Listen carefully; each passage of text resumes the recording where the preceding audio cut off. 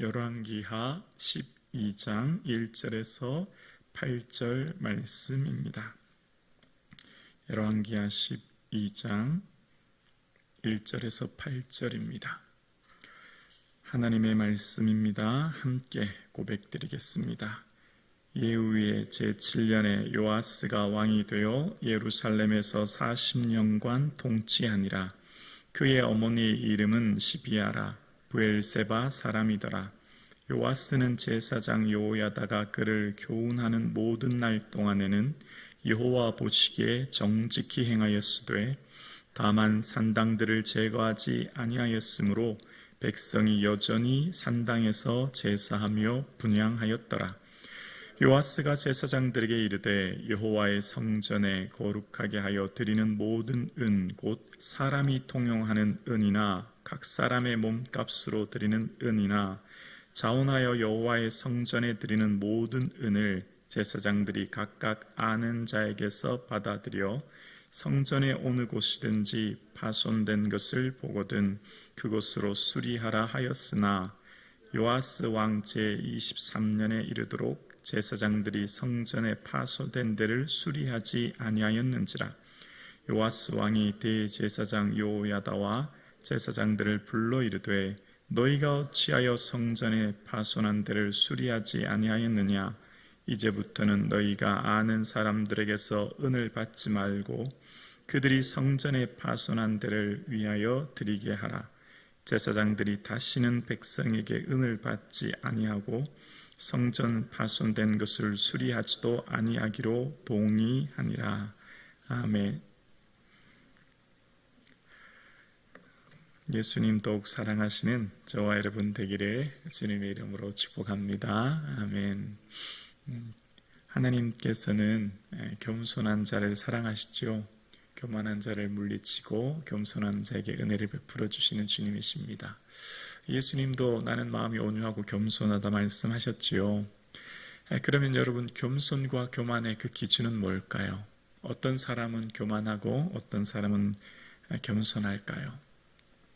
내가 다 했다라고 하는 사람은 교만한 사람일 것이고 다 하나님이 하셨습니다 라고 고백하는 사람은 겸손한 사람일 것입니다. 오늘 본문에 보면 하나님께서 세우시는 사람 요아스 왕에 대한 이야기가 나옵니다. 아시는 것처럼 지난 시간에 요아스는 갓난 아기였지 않습니까? 꼬마 갓난 젖먹이 아이를 왕으로 세워서 한 나라의 왕으로 세운 사람은 바로 제사장 여호야다였습니다. 그러면 생각해 보십시오. 제사장 여호야다가 젖먹이 아이를 기름 부어서 왕으로 세웠습니다. 누가 했습니까? 내가 했다라고 하는 순간 교만해지는 겁니다. 젖먹이 아이를 내가 왕으로 세워서 이스라엘을 왕으로 세웠다라고 생각하면 여호야다는 매우 교만한 제사장이 될 수 있지요. 그러나 하나님께서 다 하셨습니다. 하나님께서 여호야다를 통해, 하나님께서 저를 통해 요아스를 왕으로 세우셨습니다 라고 한다면 그는 겸손해질 수 있는 것이죠.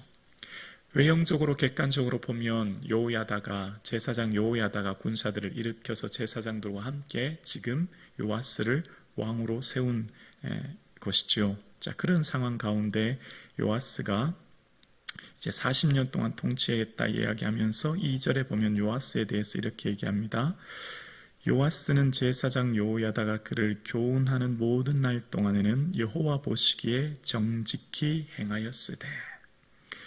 요아스는 그의 스승이자 영적인 아버지라고 할 수 있는 여호야다가 교훈하고 가르치는 그 모든 날 동안에 여호와 보시기에 정직히 행하였다. 사람 보기에가 아니에요. 사람 앞에서가 아니고요. 하나님 보시기에 정직하게 행한 왕이라고 이야기합니다.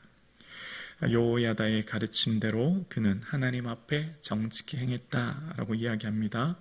그러나 아쉽게도 산당은 제거하지 못하는 아직까지 그런 모습을 보입니다. 그리고 이제 4절에 보면 요아스가 명령을 내립니다. 제사장들에게 성전에 그러니까 여호와의 성전에 거룩하게 하여 드리는 모든 은, 곧 사람이 통용하는 은이나 각 사람의 몸값으로 드리는 은이나 장원하여 여호와의 성전에 드린 모든 은을 5절이요 제사장들이 각각 아는 자에게 받아서 성전에 어느 곳이든지 파손된 것을 보거든 그곳으로 수리하라 하였으나, 이제 모든 성전에 들어오는 은, 또 성전세 20세 이상 반세겔로 드리는 성전세와 또 모든 예물로 드리는 것들을 모아서 어떻게 하라고요? 성전 파손된 데를 수리하라는 겁니다. 조금 전까지 아달랴, 바알을 숭배했던 아달랴는 역대하의 기록에 보면 아달랴의 아들들이 여호와의 성전을 파괴했다고 이야기하고, 또 여호와의 성전에 드리는 그 기명들 모든 것들을 바알의 산당으로 가져갔다, 그런 내용이 나옵니다. 그러니 지금 여호와의 성전은 아마 거미줄이 쳐져 있고 방치된 채로 놓여 있던 것을 봅니다. 하나님 사랑은 성전 사랑입니다. 하나님을 경외하는 사람은 반드시 하나님의 성전을 사모하게 되어 있고 또 하나님께 나와 예배드리게 되어 있는 것이죠. 하나님을 사랑하는가 라고 하는 것은 그 사람이 하나님의 성전을 얼마나 사랑하는가를 통해 볼 수 있죠.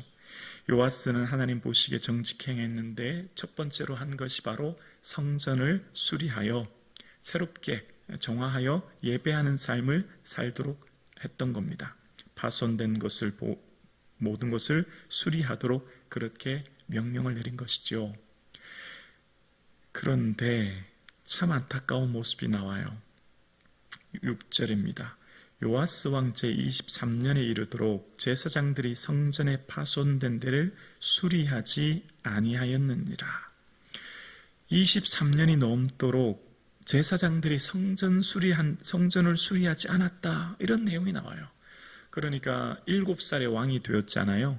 23년이 지났으니까 지금 30세쯤 되었다는 거예요. 30세가 되어서 보니까 처음 왕위에 즉위하자마자 내린 첫 번째 명령은 바로 성전 수리 명령이었습니다. 그런데 30세가 되어서 보니까 아직도 아무도 제사장들이 성전 수리를 하지 않은 것입니다. 1년, 2년도 아니라 무려 20년이 넘는 시간 동안 그 명령이 실행되지 않고 있었던 거예요. 누가 그렇게 하지 않았다고요? 제사장들이요. 있을 수도 없는 일이지요. 자, 조금 전에 아달랴의 우상 숭배로부터 아달랴를 제거하고 모든 이 우상 숭배의 땅에서 하나님을 경외할 수 있도록 요아스를 왕으로 세우고 개혁을 이끌었던 사람들은 제사장 여호야다와 함께 제사장들이었죠. 개혁을 주도적으로 일으켰고 개혁의 주체가 되었던 그들이 순종하지 않는 거예요. 왕의 명령을 따르지 않은 겁니다. 그래서 오히려 그들이 기득권 세력이 되고 그들이 개혁의 대상이 되어버린 거예요. 제사장들이 20년이 넘는 시간 동안 성전을 수리하는데 애를 쓰지 않았다는 겁니다.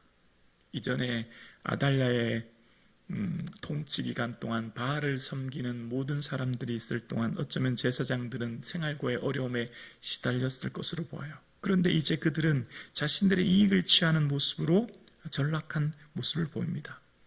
그런데 이때 요아스는 어떻게 했죠? 지금 제사장들과 이 대제사장은 이 요아스 왕의 정치적 기반이에요. 그를 후원해주고 지지해주는 사람들이 다 제사장입니다. 근데 그들을 향해서 매우 단호하게 책망하는 모습이 나와요. 7절입니다. 요아스 왕이 대제사장 여호야다와 제사장들을 불러 이르되 너희가 어찌하여 성전에 파손된 데를 수리하지 아니하였느냐? 이제부터는 너희가 아는 사람에게서 은을 받지 말고 그들이 성전에 파손된 데를 위하여 드리게 하라. 지금 책망하는데 누구까지 책망했냐면 7절 전반절에 대제사장 여호야다라고 이야기합니다. 자신의 스승, 영적인 아버지와 같은 사람에게 매우 호되게 책망하는 거예요. 매우 놀라운 일 아닙니까? 여러분 다 아시는 예화이죠. 주기철 목사님은 이전 그 오산학교를 다녔죠. 평북 오산에 있는 오산학교를 다녔는데 그때 당시 교장 선생님이 바로 고당 조만식 선생이었지 않습니까? 그때 교장 선생님으로 계셨고 그는 학생으로 있었습니다. 그리고 이 주기철 목사님 이후에 평양신학교를 가서 목사가 됩니다. 그런데 이제 조만식 선생님은 산정용교회 장로님이셨죠. 그때 이제 교회 담임 목사님을 청빙할 때 주기철 목사님을 청빙하게 됩니다. 아주 어린 나이에 청빙받아서 목회를 할 때 예배를 드리는데 조만식 장로님 예배를 늦으신 거예요. 늦게 예배당에 들어온 겁니다. 그래서 주기철 목사님, 장로님 뒤에 서서 예배 드리세요. 막 야단치면서 그랬다는 겁니다. 자기 스승인데. 그리고 설교가 끝난 다음에 와서 앞에 앉으라고 얘기하고 이제 광고 시간에 조만식 장로님이 앞에 나와서 그렇게 얘기했다는 겁니다. 여러분, 예배의 모범이 되어야 될 장로인데 예배를 늦게 와서 목사님 마음을 불편하게 드려 죄송합니다. 다음부터 이런 일 없도록 하겠습니다. 그렇게 하면서 인사를 하고 들어가 앉으셨다는 겁니다. 조만식 선생님이 대단한 겁니다. 자기가 가르친 제자고 자기가 청빙해서 데려온 목사고 아직도 나이가 어린데 그런 조만식 선생님, 그런 장로님이 계셨기에 그런 훌륭한 장로님이 나는 거죠. 자, 지금 본문을 보세요. 대제사장 여호야다가 내가 지금 너를 왕으로 세웠는데, 젖먹이 아인 너를 내가 왕으로 세웠는데 감히 사람들 앞에서, 그것도 제사장들 앞에서 나를 비난하냐? 너 어디 한번 두고 보자. 너가 감히 나한테 이럴 수 있냐? 만약 이랬다면, 만약 이 여호야다가 이런 교만한 마음을 품었다면 아마 완전히 달라졌을 거예요. 그런데 어떻게 했죠? 8절입니다. 8절에 보면 제사장들이 다시는 백성에게 은을 받지도 아니하고 성전 파손한 것을 수리하지도 아니하기로 동의하니라. 왕이 앞으로 제사장은 성전에 관련된 돈을 관리하거나 성전 수리하는데 손 떼라. 그렇게 하지 마라. 성도님들이 직접 다 예물 드리게 하고 이제 제사장들은 앞으로 일을 하지 마라. 불쾌할 수 있지 않습니까? 제사장들과 여호야다가 누가 자신을 왕으로 세웠는데 감히 우리한테 이럴 수 있어? 그렇게 하지 않았다는 겁니다. 8절에 어떻게 했다고요? 동의했다는 겁니다. 그렇게 하십시오. 맞습니다. 그리고 왕을 지지하고 왕의 권위를 인정해줬다는 거예요. 7살 아이, 꼬마 아이를 왕으로 세워서 30세 되도록 왕이 된 요아스 왕을 제사장과 여호야다는 그 권위를 인정해 줍니다. 그리고 지지합니다. 이것이 바로 겸손이죠. 매우 불쾌할 수 있어요. 자존심 상할 수 있죠. 누구 덕에 자기가 왕이 되었는데. 그러나 왕으로 세운 것, 내가 한 것이 아니라 하나님이 했다고 하는 것을 믿을 때에, 다 하나님이 하셨습니다 라고 하는 것을 고백할 때에 겸손할 수 있고, 또 그 요아스 왕에 대해 명령에 그들이 동의할 수 있는 것이죠.